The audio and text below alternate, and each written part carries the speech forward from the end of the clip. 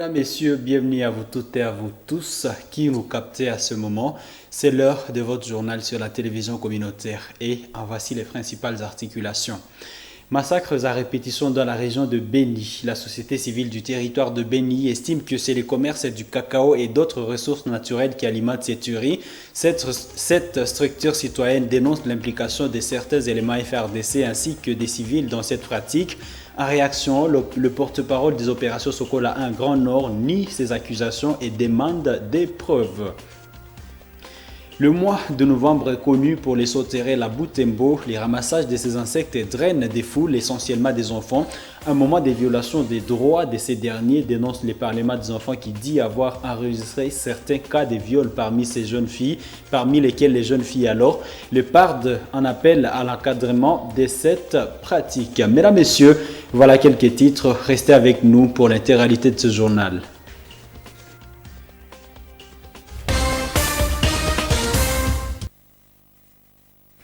La société civile du territoire de Beni estime que les commerces du cacao, du bois, de l'or ainsi que du pétrole alimentent les tueries dans cette région. Pour Janvier Kassaïrio, rapporteur de cette structure citoyenne, des militaires sur place, des commerçants ainsi que des groupes armés comme les ADF tirent dividende de cette guerre. En réaction, le porte-parole des opérations Sokola 1 Grand Nord nie l'accusation portée contre l'armée loyaliste Isabelle Wangaimuka.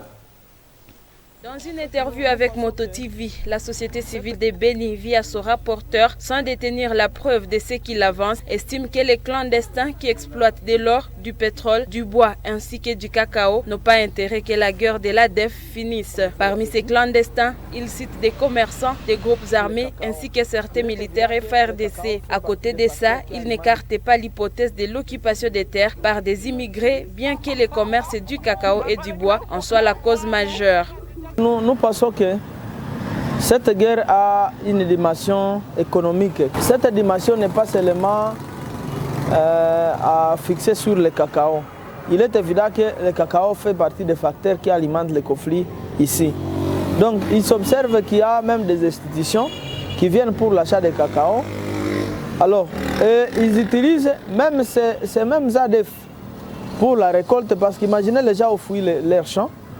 Maintenant, aujourd'hui, c'est comme la jungle. Et les militaires, et les civiques, et les civils, et les maïmaï, tous maintenant, ils se déchargent sur le cacao des civils qui ont fui leur zone. Mais à cela, on ajoute les bois qui sont exploités même par les officiers, certains officiers militaires. On ajoute même l'or, surtout dans les Mapobou ici, alimenté par ces mêmes officiers. Mais il y a d'autres questions qui sont d'être examinées par rapport au pétrole.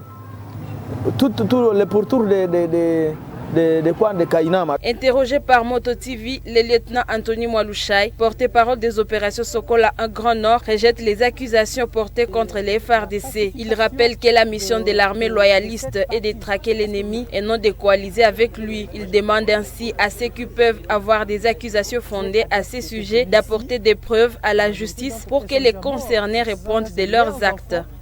Ce sont nous, population, parfois des mal intentionnés qui cohabitent avec eux et qui ont déjà des relations avec des relations sanguines.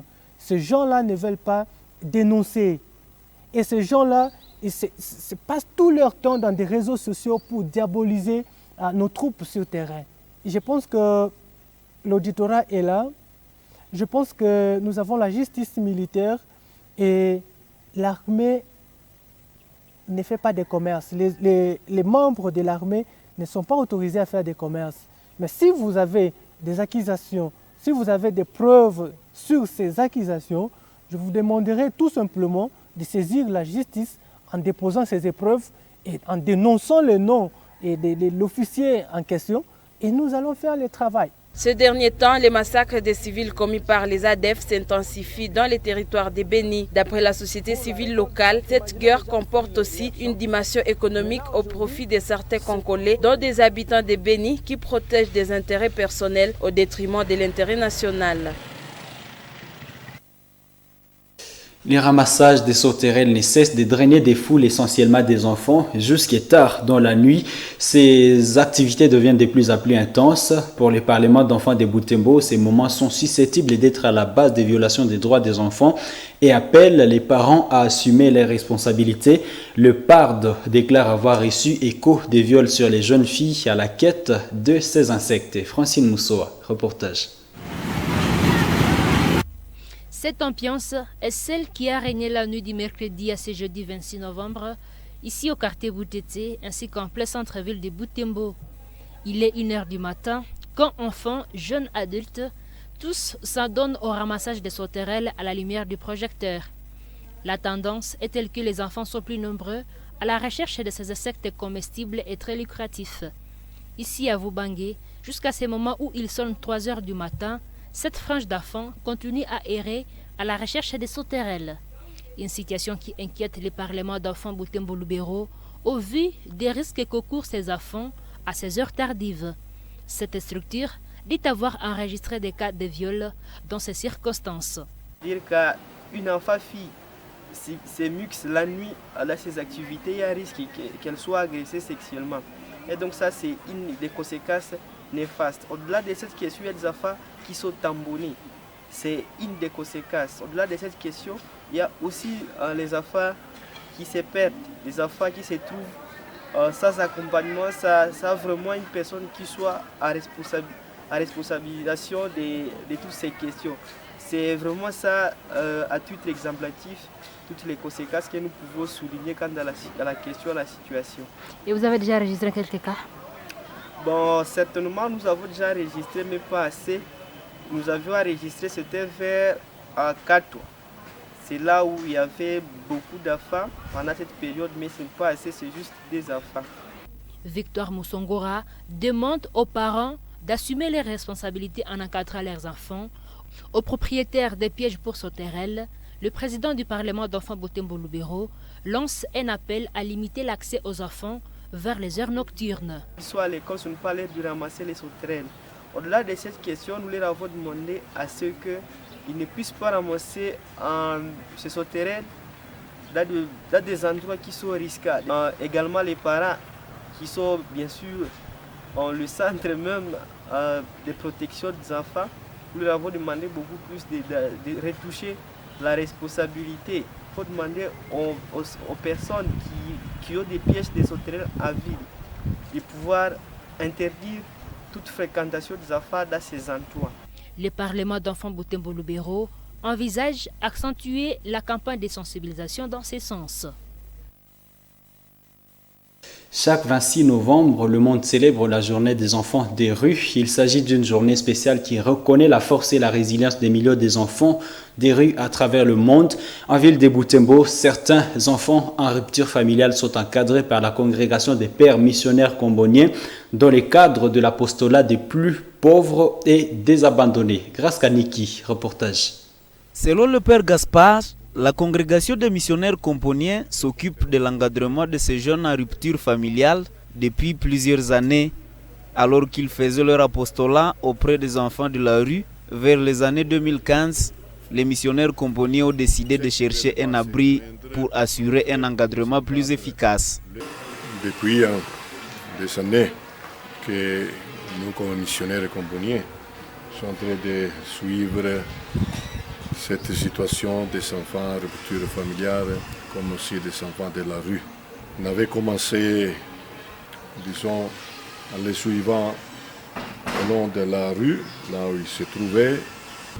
On peut dire que depuis 2015-2016, on avait trouvé une structure chez les Oblates pour les accueillir.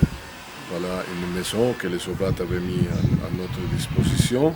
Notre charisme de missionnaires componiens, c'est pour les plus pauvres et abandonnés.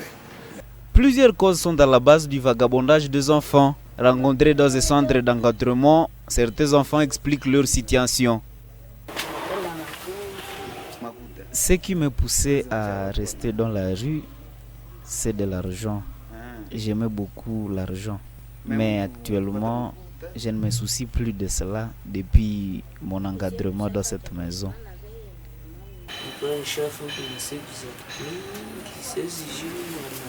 Personnellement, j'avais déjà fait beaucoup de jours ici.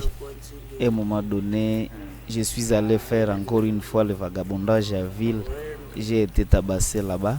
Voilà pourquoi ce samedi dernier, je me suis dit qu'il fallait encore retourner ici.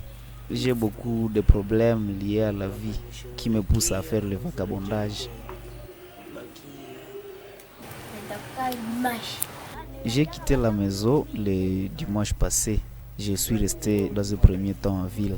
À la maison, j'étais accusé d'avoir volé de l'argent. On m'a chassé de la maison.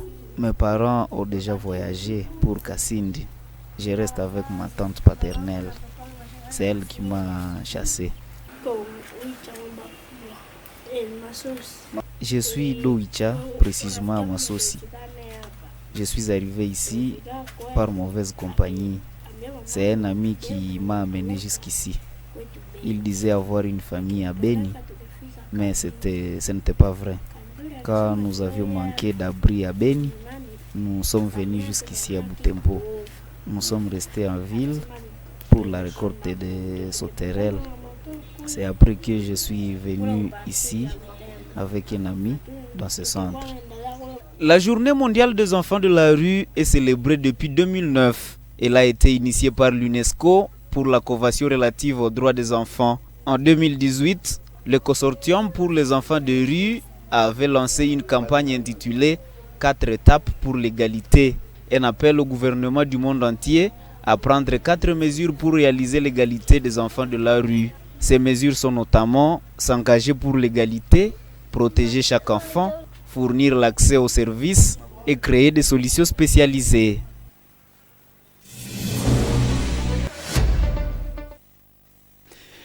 Deux matchs comptant pour la 8e journée du championnat urbain de football de Butembo ont eu lieu ce jeudi 26 novembre 2020.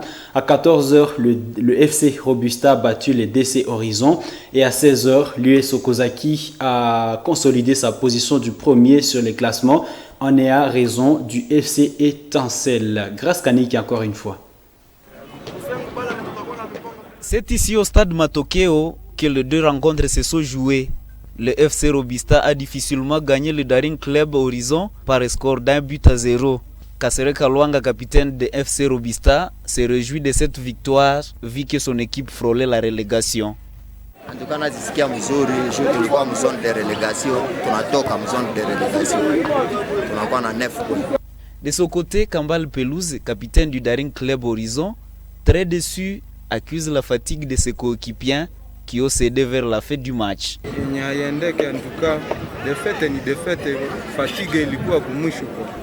2 heures plus tard, l'US Sokozaki a gagné FC Etincelle par score d'1-0.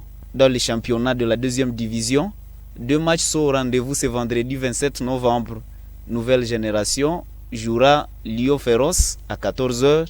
2 heures plus tard, RCK jouera Kitenke. Parlons football national, mesdames, messieurs. Récemment avancée pour ce jeudi 26 novembre, la rencontre Vivi AS New qui n'a plus eu lieu.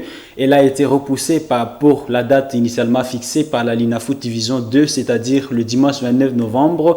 Son secrétariat l'a annoncé dans son communiqué de ce même jeudi 26 novembre à l'intention des deux équipes. Une décision qui n'enchante pas les dirigeants de Vivi. D'après ces derniers, ces documents devraient être publiés 72 heures avant le jour de la rencontre, nous rapportent nos confrères de médias d'Uvira. Parlant du classement notamment, il faut signaler que l'AS New qui débute reste toujours leader du classement dans la zone Est A. Elle occupe la première place avec 10 points en 4 rencontres disputées, suivi de l'AS Kabacha de Goma. À la 3e place se trouve le FC Étoile du Kivu. Mesdames, Messieurs, c'est la note qui met point final à cette édition journal sur Moto Télévision. À vous toutes et à vous tous, je dis merci au nom de toute l'équipe de la rédaction. Au revoir.